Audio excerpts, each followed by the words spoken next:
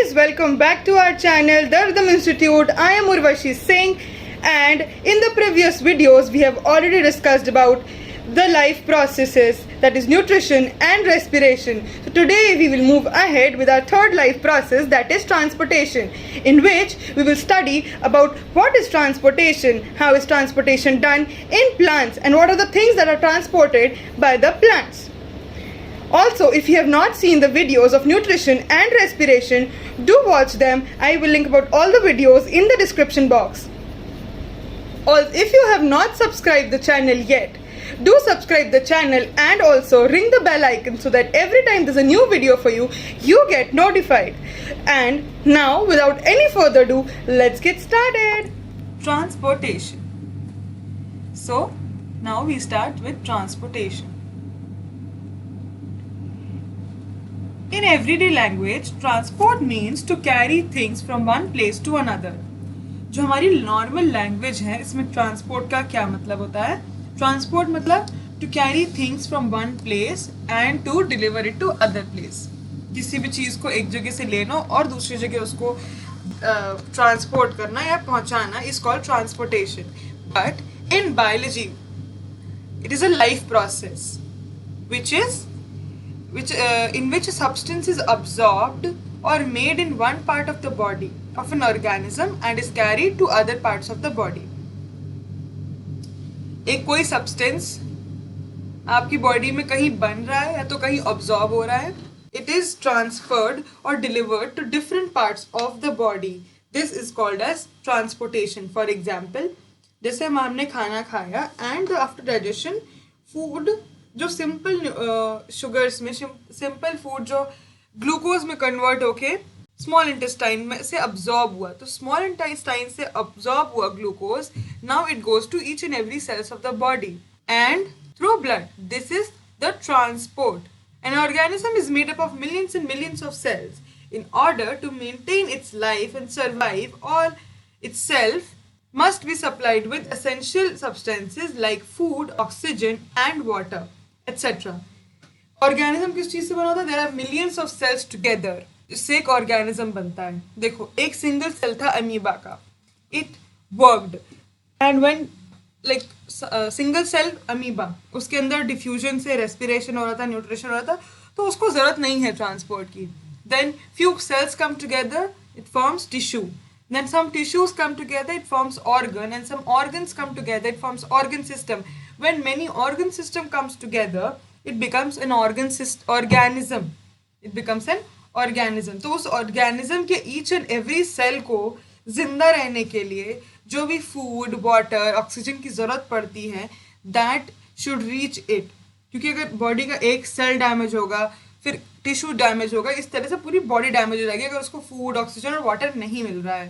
Transport is required inside an organism which can carry the essential substances to all its parts so that they reach each and every cell of the body. This is why transport की ज़रूरत होती है. Transport की ज़रूरत क्यों होती है? That जो भी एसेंशियल बॉडी में चीज़ें बन रही हैं या फिर अब्जॉर्ब हो रही हैं कहीं से, वो ईच एंड एवरी सेल तक पहुँचे.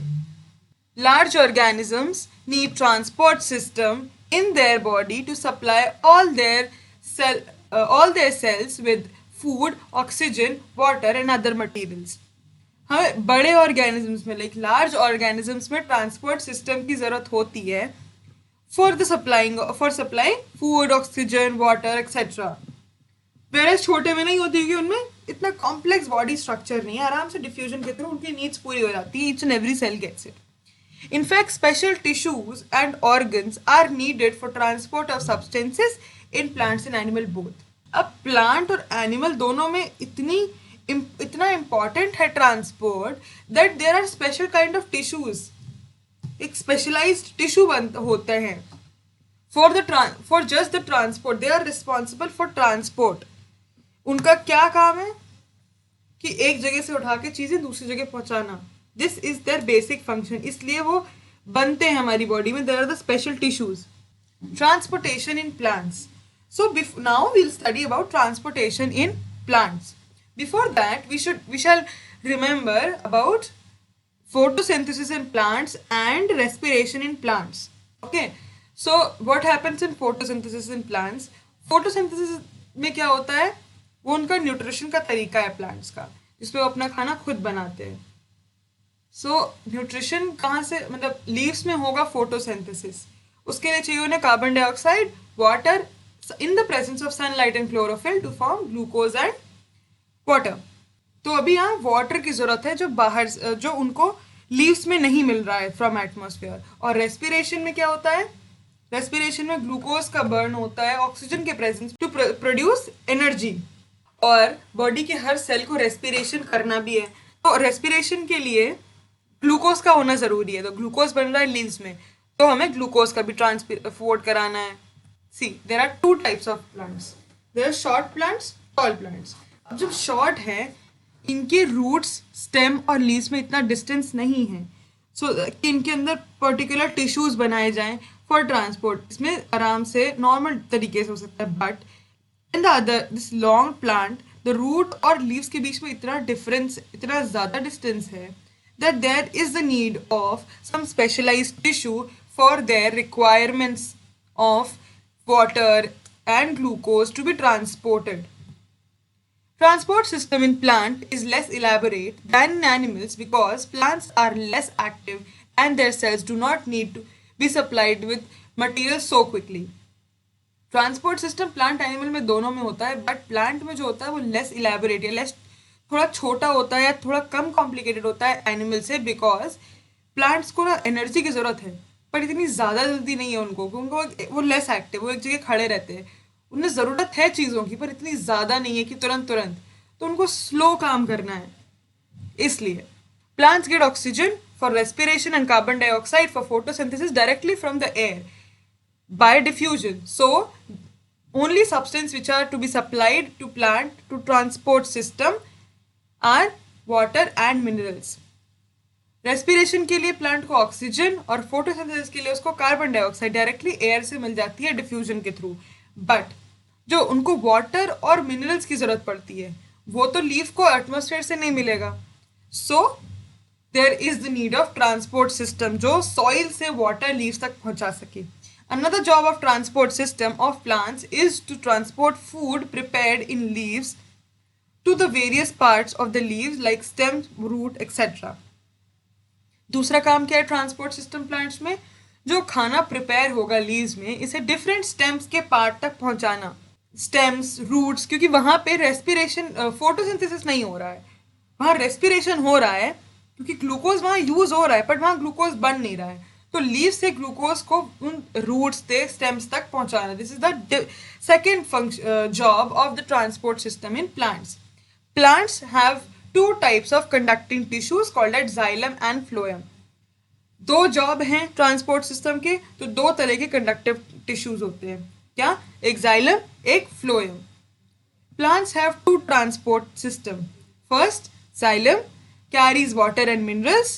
Second, phloem carries food material which the plant makes. पहला क्या है हमारा? जाइलम, जिसमें वन वे ट्रांसपोर्ट हो रहा है वाटर का, और दूसरा है फ्लोएम जिसमें बोथ वे ट्रांसफर हो रहा है फूड का. Transport of water and minerals. Water and minerals are dissolved in soil, move from roots of the plant to leaves through two kinds elements of xylem tissues called xylem vessels and tracheids. अब जो soil में water और mineral है ये root से plant की leaf तक पहुंचता है. जाइलम के दो एलिमेंट, जाइलम टिश्यू है, इसके दो एलिमेंट्स होते हैं, एक जाइलम वेसल और एक होता है ट्रकीड्स.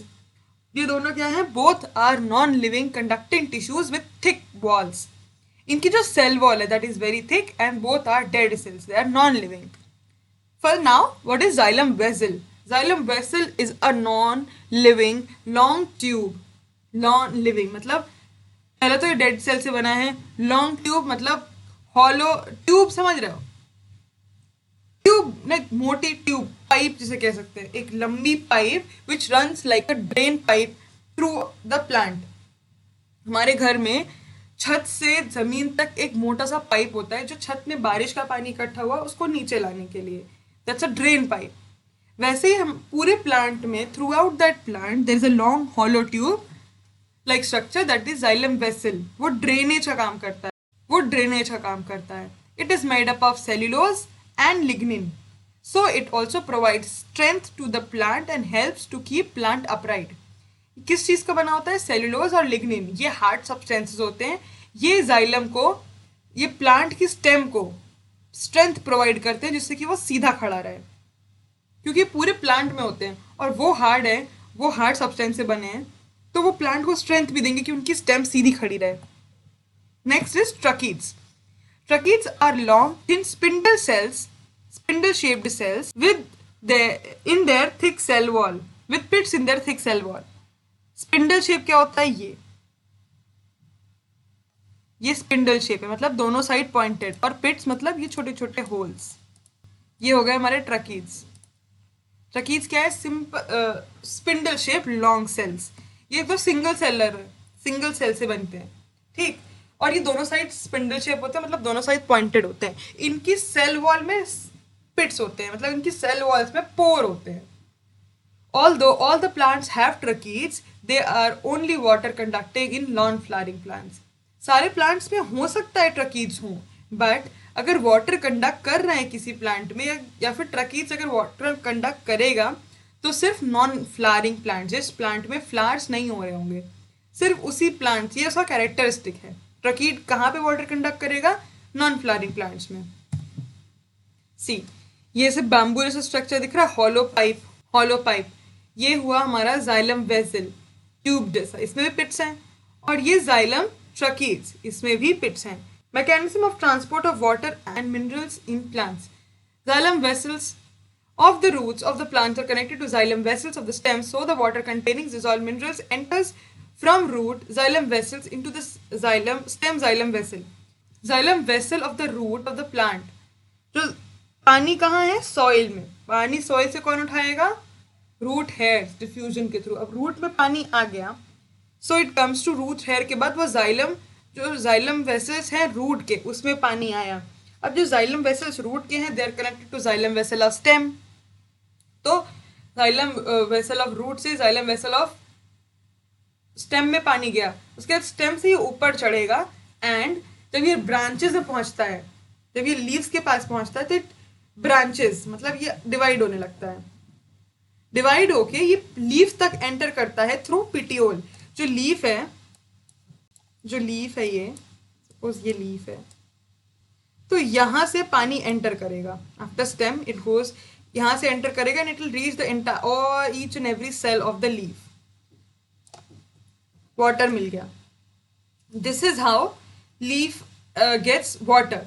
अब evaporation of water from a plant is called as transpiration. देखो, अब सपोज ये एक लीफ से, ये पानी तो यहाँ है लीफ में, और ये सन है, कि सन की हीट की वजह से पानी यहाँ से इवेपोरेट होगा. पानी इवेपोरेट होगा तो अब सेल्स को फिर पानी चाहिए, तो पानी और ऊपर आएगा. Continuous evaporation of water from the cells of leaf creates a kind of suction which pulls water from the xylem vessel. पानी यहाँ से इवेपोरेट हुआ, अब इसको पानी की और जरूरत है, ये यहाँ से खींचेगा, स्टेम से आएगी लीफ में पानी कम होगा, वो रूट से लेगा, और रूट में पानी कम होगा, सॉइल से लेगा. तो एक kind of suction pressure create होता है due to continuous evaporation of water from the leaves.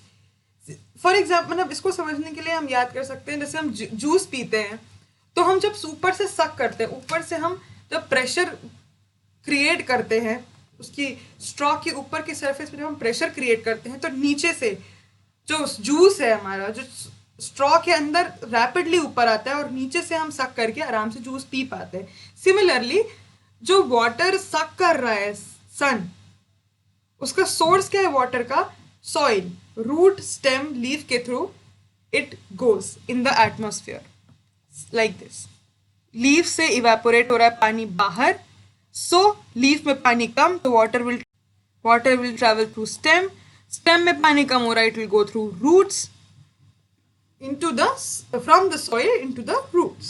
This is transportation of water and minerals in plants.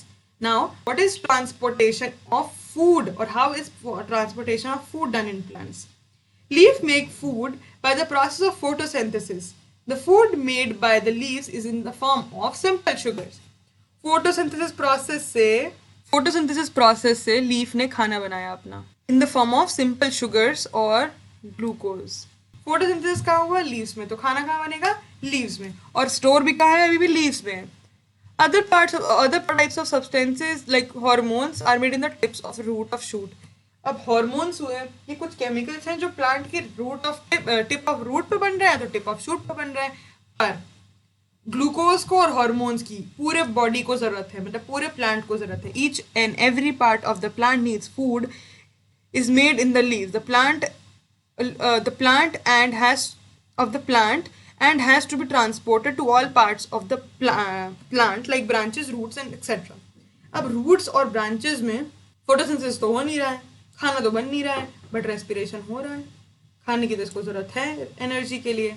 तो इन सब ब्रांचेस को, रूट्स को, इनको ज़रूरत है उस फूड की, उस ग्लूकोज की जो लीव्स में बना है। Food manufactured by the leaf of the plant is transported to all parts through a kind of tube called phloem। अब इस खाने को अलग अलग जगह पहुंचाने के लिए कौन रिस्पॉन्सिबल है? फ्लोएम। याद रखेंगे, फ से फ्लोएम, फ से फूड, फ से फ्लोएम, फ से फूड। अब ट्रांसलोकेशन क्या है?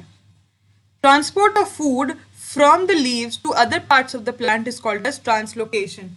तो ट्रांसपोर्ट है, लीफ में खाना जो बन रहा है इसका transport to other parts of the plant is called as translocation. ये लीफ से खाना जो भी बना, इसका ट्रांसपोर्ट स्टेम और रूट्स तक, इस प्रोसेस को कहते हैं हम translocation. Now what is the mechanism of transport of food? The movement of food in phloem takes place by utilising energy. जो मूवमेंट है फ्लोएम में खाने का, ये due to after using energy होता है, मतलब ये एक्टिव ट्रांसपोर्ट है। वैसे हमारे पानी को ट्रांसपोर्ट करने के लिए हमें एनर्जी की जरूरत नहीं पड़ी, कहीं भी एटीपी का नाम नहीं आया। ऑपोजिट टू दैट, फूड के ट्रांसपोर्ट के लिए हमें एनर्जी की जरूरत पड़ती है। Materials like glucose are transferred in tubes of phloem tissues by using energy from ATP. Glucose like substances जो बन रहे हैं, ग्लूकोज जो बन रहा है लीफ में, इसको एनर्जी यूज करके, ATP was the energy currency of the cell. ATP use करके, एनर्जी यूज करके हम उसको लोड करते हैं ट्यूब्स ऑफ फ्लोएम में। उनको एक बार हम जाके एनर्जी लगा के हम बैठा देते हैं फ्लोएम में। अब फ्लोएम में क्या हुआ? सॉल्यूट ज्यादा हो गया। यहाँ पे सोर्स से, मतलब जो लीफ है जहाँ पे ग्लूकोज बन रहा है, हमने यहाँ एक्टिवली, मतलब उसको एटीपी यूज करके हमने इसको फ्लोएम में डाला, बट फ्लोएम में अब ऑस्मोटिक प्रेशर बढ़ गया, मतलब सॉल्यूट पार्टिकल ज्यादा हो गए। तो पानी जाइलम वेसल से, पानी will move from xylem vessel to phloem through osmosis. It increases the osmotic pressure in the phloem which causes water to move in. It is the pressure that moves the material of phloem into the tissues, which has less pressure, which allows the phloem to move materials according to the plant's need. देखो, अब यहाँ से पानी आ गया, अब ये नीचे की ओर जाएगा। प्रेशर का, जहाँ प्रेशर ऊपर ज्यादा है, अभी नीचे कम है, क्योंकि नीचे ना पानी है ना खाना है।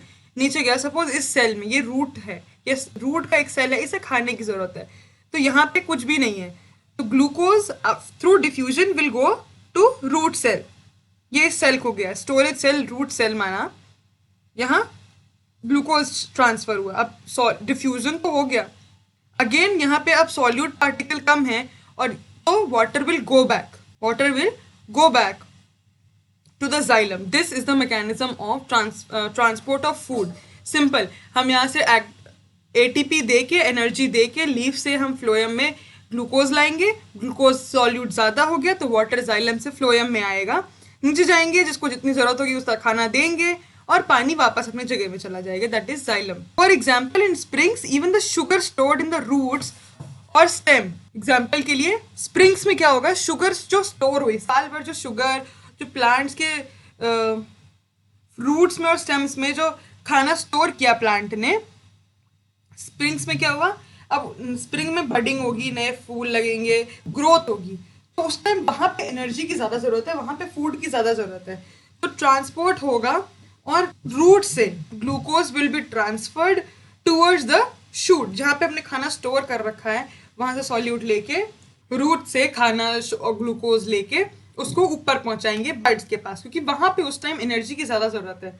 ये इंपॉर्टेंट पॉइंट आपको यहाँ पे ये याद रखना बहुत जरूरी है। The movement of water, suppose ये हमारा जाइलम है, इसमें वाटर जा रहा है, तो मूवमेंट ऑफ वाटर हमेशा हमेशा फ्रॉम सॉइल टू लीव्स होगा। ठीक, कि अभी पूछेंगे जाइलम में कहाँ कैसे क्या मूवमेंट है, जाइलम में हमेशा मूवमेंट अपवर्ड मूवमेंट होगा, मतलब सॉइल से लीफ की तरफ, ऊपर की तरफ। वेर एज फ्लोएम में कैसा मूवमेंट होगा, ऊपर भी हो सकता है नीचे भी हो सकता है, मतलब अपवर्ड डाउनवर्ड दोनों तरफ हो सकता है, depending on the need of the plant. Plant की क्या नीड है, प्लांट के ऊपर के पोर्शन को ग्लूकोज की ज्यादा जरूरत है, नीचे के पोर्शन को डिपेंड करता है for the transport of through phloem. Like ये लीफ है, ये लीफ में खाना बन रहा है, लीफ में खाना बना, यहाँ से ग्लूकोज नीचे भी जाएगा, रूट्स के पास भी, ऊपर जो बर्ड्स ग्रो कर रही है उनमें भी जाएगा, बट जो पानी सॉइल से अब्जॉर्ब होगा रूट के थ्रू, ये ऊपर ही ऊपर जाएगा, बीच में लीफ को मिला, इस लीफ को मिला, ऊपर जाएगा। कभी ऐसा नहीं होगा कि पानी नीचे की ओर ट्रैवल कर रहा है। So here we conclude today's lecture, in which we studied how plants transport their essential needs like food, water, minerals from different parts of the body to each and every cell. Hope you like the video. If you like the video, give it a thumbs up. You can ask your doubts in the comment section. You can text us on WhatsApp or Instagram. I'll link all the information down in the description box. Also share the video with your friends and family. And do give us any suggestions you have for us. Stay home, stay safe.